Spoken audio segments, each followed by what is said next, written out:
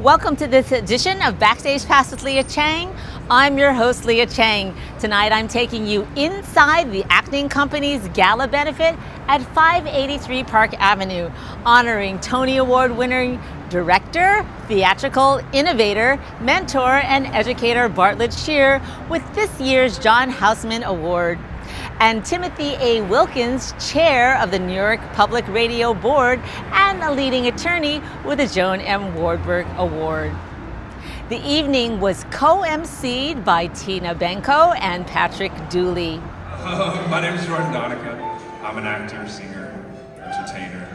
Thank you. That's very kind of you. It's an honor for me to be up here this evening, honoring the Acting Company, celebrating the Acting Company. I actually watched your guys', I didn't realize this until I thought up here, but I watched your guys' live stream of your workshop of Great Expectations, which is a great play, if you haven't gotten a chance to see it. So congratulations on that as well.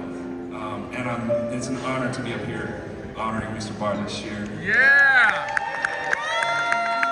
He is my personal favorite director, not just that I've worked with, but also whose work that I've seen. So I met Bart 7 years ago, auditioning for a little show called My Fair Lady. I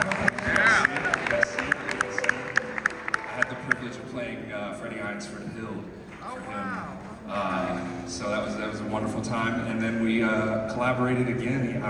He called me up and I was like, how do you feel about doing Camelot? And I was like, yeah, I love Camelot. So I went on to do Camelot with him a couple of years ago as Sir Lancelot du Lac at Lincoln Center Theater. That's where that was. And so it's an honor to be here honoring him with some of the tunes from the musicals that he has directed me in. So I hope you all enjoy.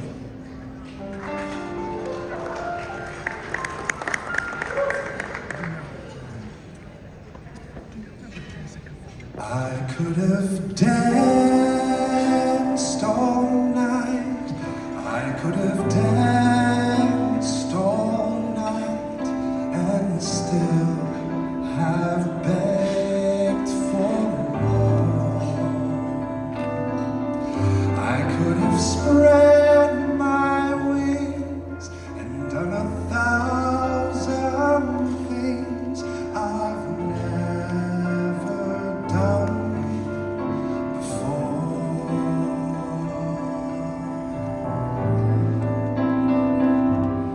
I'll never know what made it so exciting.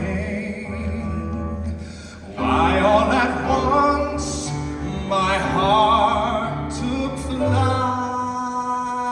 I only know when she began to dance with me. I could have danced all night.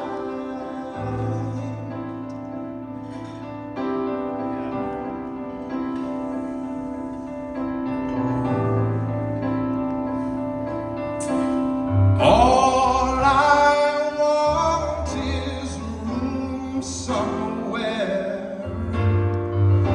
far away from the cold night air, with one enormous chair of wood. It'd be lovely.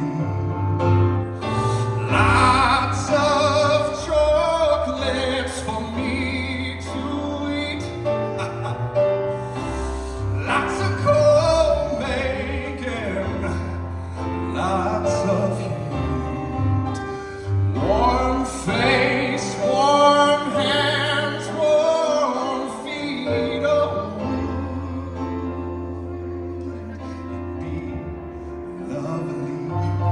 I'll never know what made it so exciting. Why all at once my heart took flight.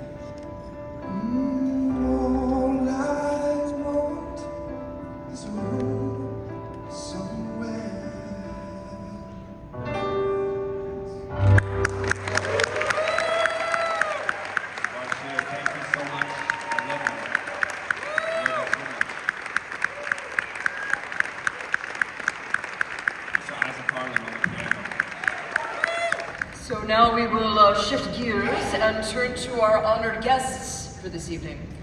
Every year, the Acting Company honors two individuals, one for their contributions to the theatrical field, and one for their contributions as a philanthropist. Our first award is named after Joan M. Warburg, a longtime president of the Acting Company Board of Directors and a passionate advocate for child and family welfare, world peace, women's rights, and the arts, whose philanthropic generosity was prodigious. Each year, the Acting Company honors a philanthropist in her name. And to present the Joan Warburg Award, here is LaFontaine Oliver, President and CEO of New York Public Radio. I'm LaFontaine Oliver, and I have the absolute pleasure of serving this community as President and CEO of New York Public Radio. Thank you. And it is also an honor and a privilege for me as a self-described theater kid to have an opportunity to introduce and say a few words about your honoree, Timothy A. Wilkins.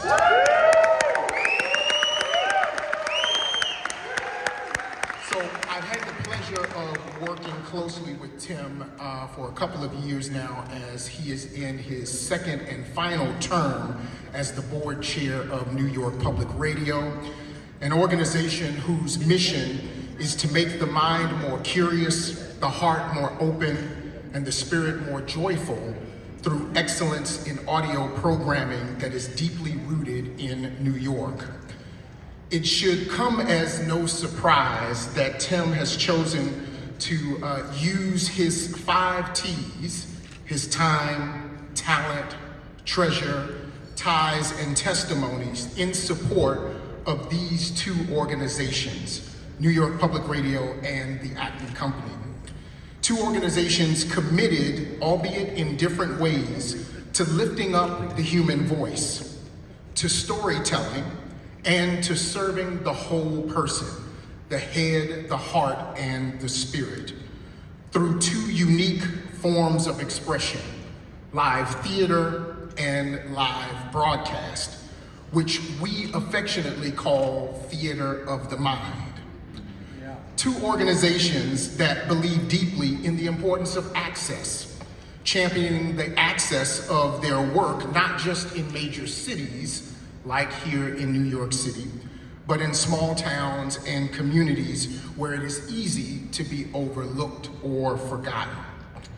Two organizations that seek to build bridges during these very divided times when many would rather magnify and exploit our differences rather than find our commonalities and our shared experiences. As threats continue against the arts, journalism, education, and many of the things that bind us together and make us a rich society, we must honor our philanthropic champions like Tim Wilkins with raised voices and a renewed appreciation. I have to tell you, if you spend a little bit of time in Tim's presence, you will undoubtedly feel his deep commitment to community and his investment in people. I am grateful to be the one recipient of his investment in people and in institutions that are seeking to make our communities a better place. If you spend a little more time with Tim, you will undoubtedly know that, as the young people say, he's just different. And Tim, don't be worried. That's actually a good thing when the young people say that you're different. But we all know that a difference, to be a difference, must make a difference. And Tim has absolutely made a difference in every organization that he has touched, and it is my pleasure to play a very small part in recognizing his contributions to the Acting Company. Please join me in welcoming to the stage someone who every single day makes a difference through his philanthropy and how he shows up for our community, Timothy Wilkins.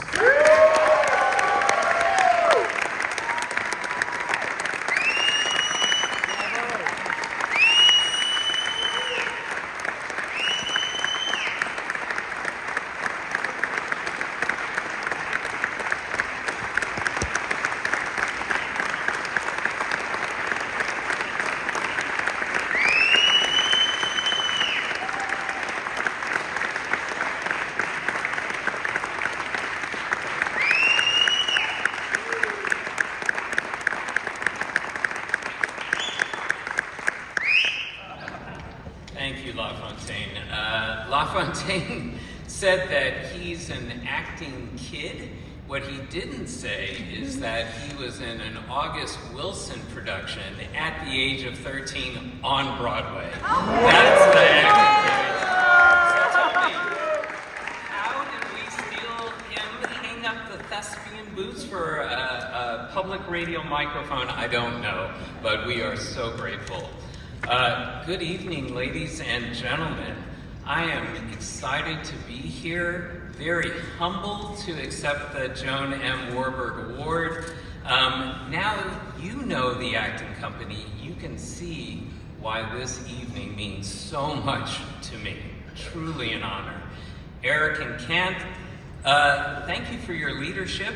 I've already confessed to Kent about fanboying out over meeting him, so we'll not try to gush further here.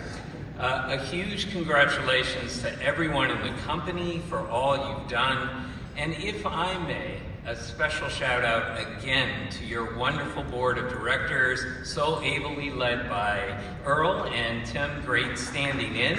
But hey, knowing the trustee gig pretty well, it's hard. So really appreciate the incredible work you've done here in this glorious event. It's a classic example of how you've been stewarding this organization brilliantly. So please also indulge me to quickly acknowledge my posse here. My wife Shauna, my daughter Miranda,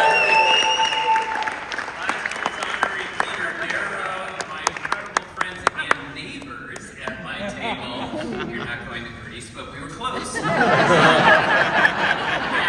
my incredible colleagues at Freshfields, thank you for all that you've done, generous support, and really fueling this unnatural passion I have for all things New York and all things arts. So my mother's favorite expression was celebrate the beautiful. And for her, the beautiful was always the arts.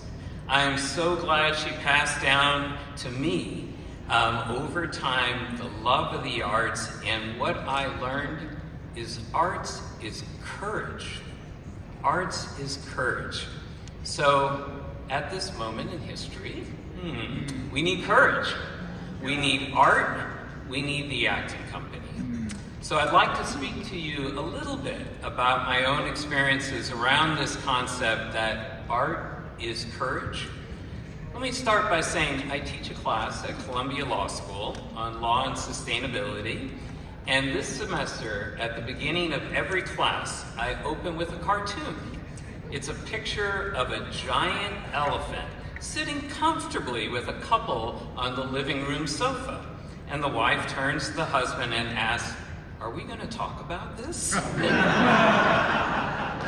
So let's be honest with you. It's hard to talk about this. Misunderstandings abound, feelings are raw, and speech has real consequences. But you know who doesn't shy away from the hard stuff? The painful truths? Artists. That's right.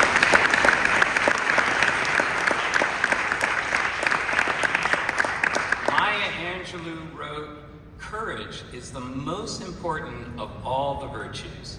Without courage, you can't practice any other virtue consistently. Art is courage. We need the acting company." I truly learned the superpowers of artists in my first role as a trustee, chairing the board of an organization called the Opportunity Agenda. The Opportunity Agenda is a nonprofit that seeks to assist social justice leaders with their communication strategies, trying to win funding and legislative support for such critical issues as affordable housing, reproductive health, gender equality, police misconduct, environmental justice. The Opportunity Agenda's founder, Alan Jenkins, a classmate of my friend Mus as well here, knew to win over hearts and minds, he couldn't just rely on the research, data, and white papers. Words on paper can fall short. Now, I know, and there's a bunch of lawyers in this audience, that sounds a little bit blasphemous for a lawyer to say the words are not enough. but they're not always enough. So Alan's idea was to organize a retreat that brought together social justice leaders with artists. Painters, poets, sculptors, singers, dancers, and yes, playwrights and actors. Because artists had the courage to go into those spaces that move the spirit and the heart in ways that mere words could not. Art could deliver body blows to the soul, and do this across ages, sexes, races, geographies, create those change forever moments.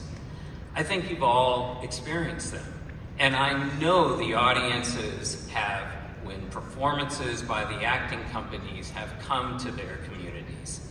This superpower comes from artists not scripting out talking points, but expressing their authentic and most vulnerable selves.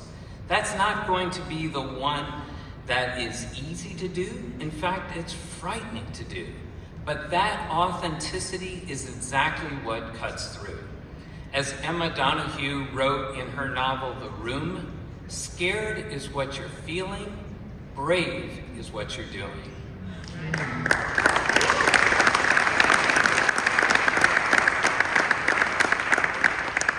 We only need to look at the current national tour of the Acting Company to see courage personified. They're out there performing across the country, as you've heard, August Wilson's Two Trains Running and Shakespeare's Comedy of Errors, to audience who've never seen those plays, a play, and certainly not something that Kent Gash has his fingertips all over.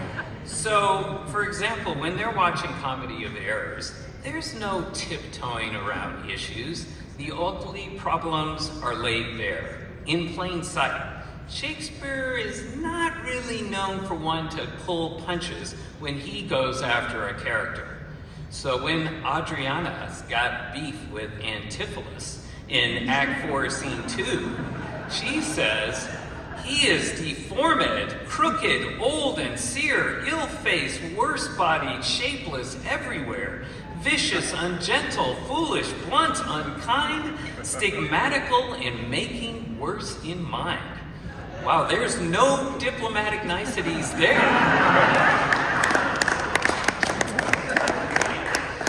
But don't think artists let you get away with just naming the problem. They'll stay on your case for doing something to address it. I think everyone's favorite character in Two Trains Running is Edna. And she tells you plainly, if you drop the ball, you got to go back and pick it up. Ain't no need in keeping running, because if you get to the end zone, it ain't going to be a touchdown.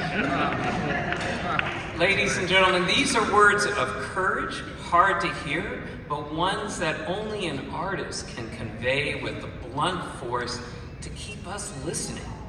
French essayist Anaïs Nin is spot on when she writes, "Life shrinks or expands in proportion to one's courage."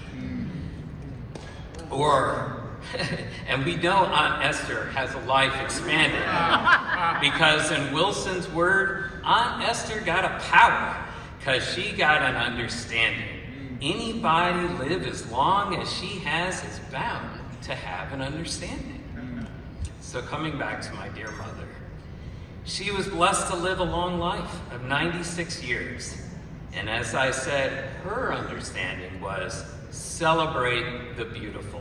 And the beauty is the arts, and the arts is courage, and courage is the Acting Company.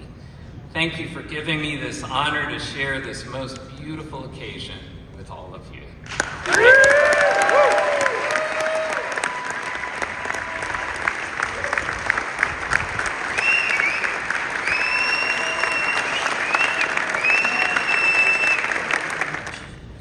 Now for our second award of the evening, the John Houseman Award.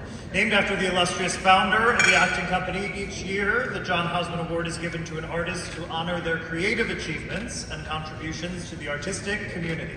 And to present the John Houseman Award, please welcome the wonderful J.T. Rogers. I have a brief speech, but I do want to say, I want to go rogue for 10 seconds and just say, as a member of the theater tribe, this is an extraordinary theater. This is an extraordinary organization, and I thank all of you here who are, like myself, donating your money and your time, and I really, really thank you for that. Thank you.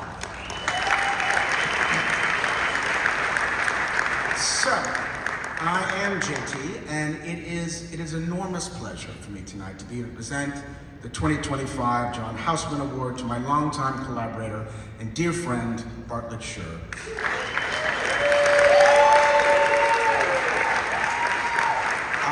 I would agree with you, Jordan, that he is the finest director we have. Now, the Houseman, as we just heard, is given to a great theater artist every year, and it is two things.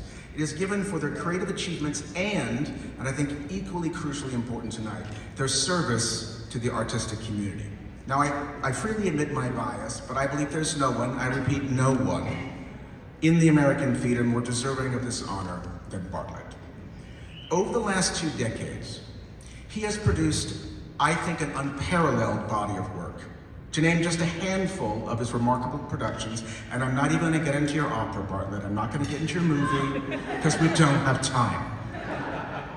At Lincoln Center Theater alone, to name a few, Light in the Piazza, South Pacific, Oslo, thank you. Joe Turner's Come and Gone, My Fair Lady, and Golden Boy, which I would wager is the finest production of a Clifford Odets play ever seen on the American stage.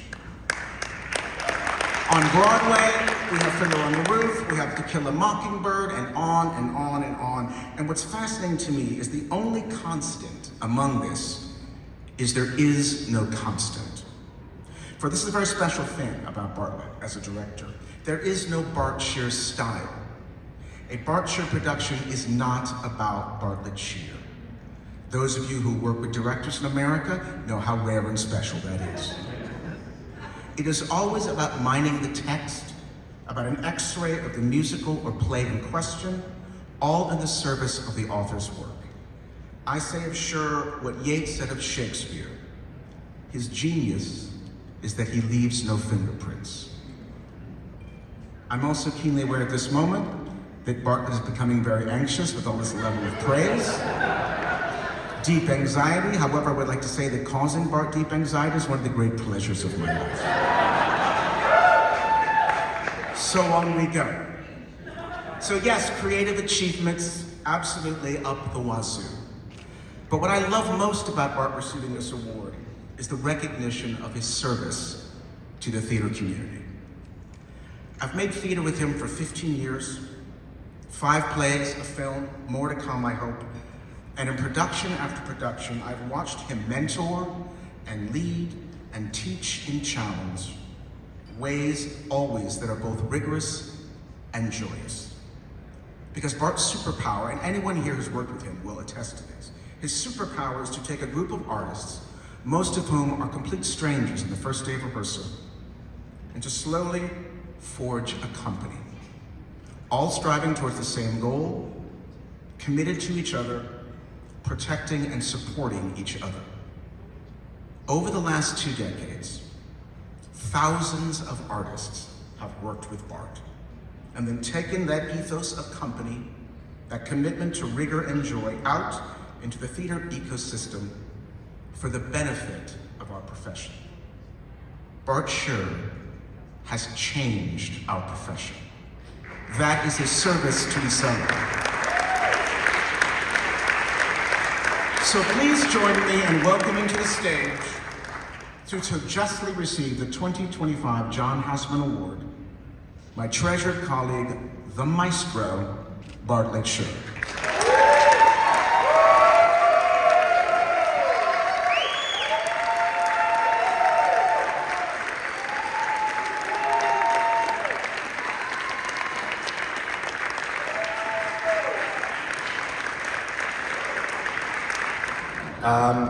I have to thank Kent and Margot very much, and Zelda for, I actually happened to be lucky enough in 1995 to direct a production for the Acting Company of Twelfth Night. Yes, I know. Alan Gilmore and Rich Topol were both in that production. They are here today. It was a very important time in my life, and it was the beginning. I think I was lucky enough to be introduced into the work, into the profession through a greater tradition that sort of showed me the way.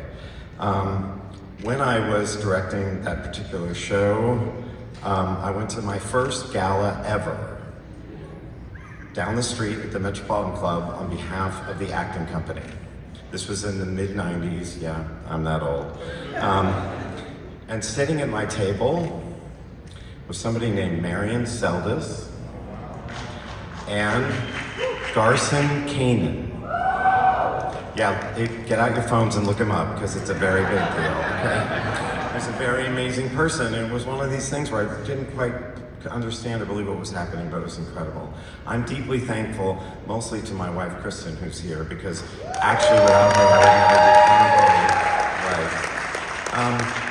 And to all of my friends who come and all of my colleagues who I've worked with here, I'm very, very moved. But I do want to say a few things about what the Acting Company represents to me. First of all, I want to talk about actors and training. Because the secret thing about the Acting Company is that young actors who are starting their careers and getting started have always had in the Acting Company this opportunity to practice their craft, to go and join a group of people for a year, for however long, and get better and better and better at what they do. And the reason there's so many amazing alumni is because, in fact, this experience of doing classics, doing contemporary plays, and being within a company as soon as you get out of school, right at the time when you can do that, is deeply important to developing great young artists and actors in America. And it's a very, very, very, very special experience. The second thing is that as a person who's toured many shows around the country, the very nature of touring, and especially the nature of touring for the Acting Company, is something, and I think maybe I learned this with To Kill a Mockingbird, to see these shows go to these small communities, whether it's August Wilson or whether it's Shakespeare or whatever the writer is unquestionably a revolutionary act. It is essential to democracy.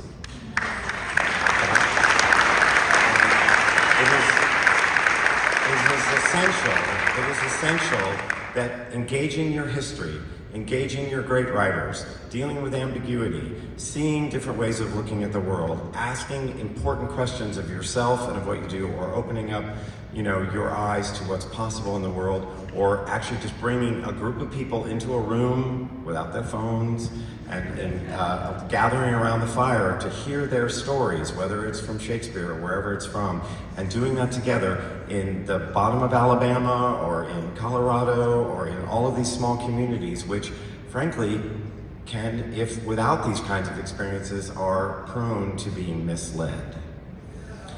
And in fact, we need to help our country at a very, very critical, in fact, crucial time, through the kind of work that the Acting Company does, to be a better democracy and to actually maybe see through things which are perhaps not true.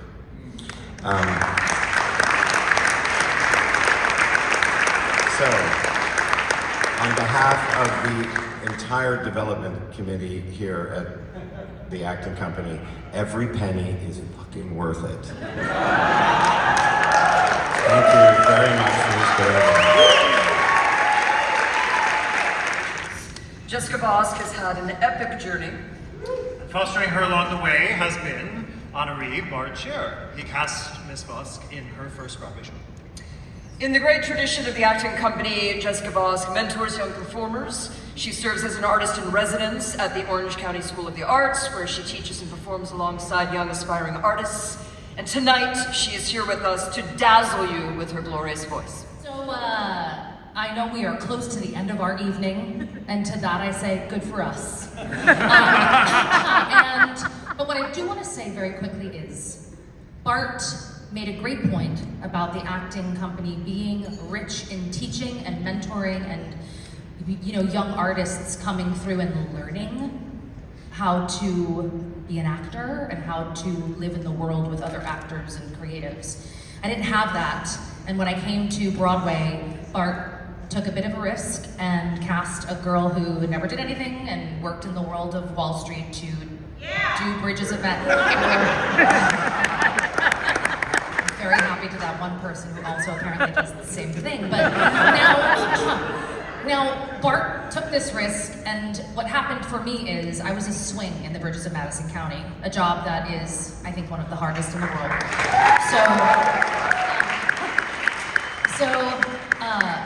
But what I did was, I would stand in the back of the house and Bart would teach me about text, or Bart would teach me about directing, or he would talk to me about why certain things were happening technically.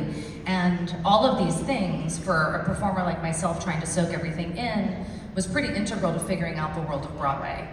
I then had the chance to go in and audition for Bart for Fiddler on the Roof, and I will never forget booking the role of Fruma Sarah, as he likes to tell it to people. He knew when I choked probably the reader that it was mine on stage, because, Fruma Sarah is, as I call it, a scary dead wife, and when I really played scary dead wife, Bart said, it's for her.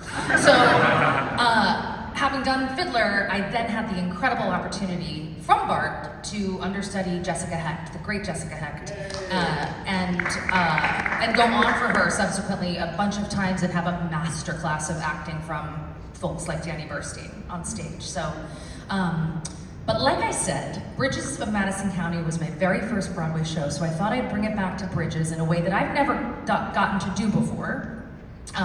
So this is the first time I've ever sung this song, ever. And again, I know it's late, so it's really an 11 o'clock number, isn't it? And let's do it, huh?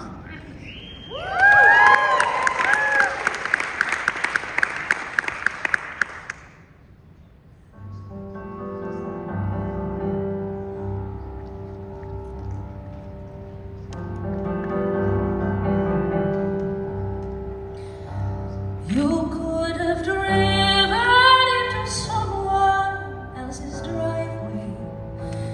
You could have tried to find the bridge another day. I could have gone off to the fair, or locked the doors, or washed my hair, and in a way that would be better. We could have chosen to ignore what we were feeling. We could have tried to make the wanting go away. But what we did is that we lost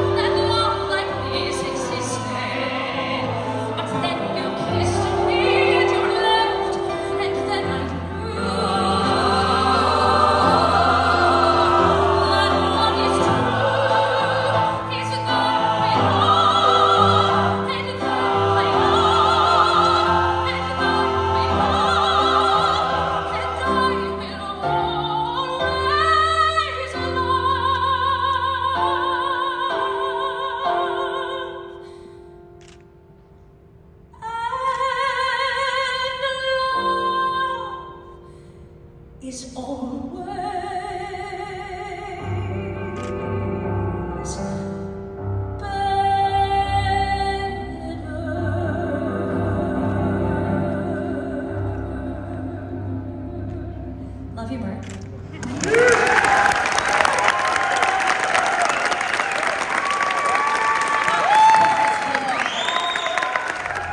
Thank you for joining me for this edition of Backstage Pass with Leah Chang. Until next time.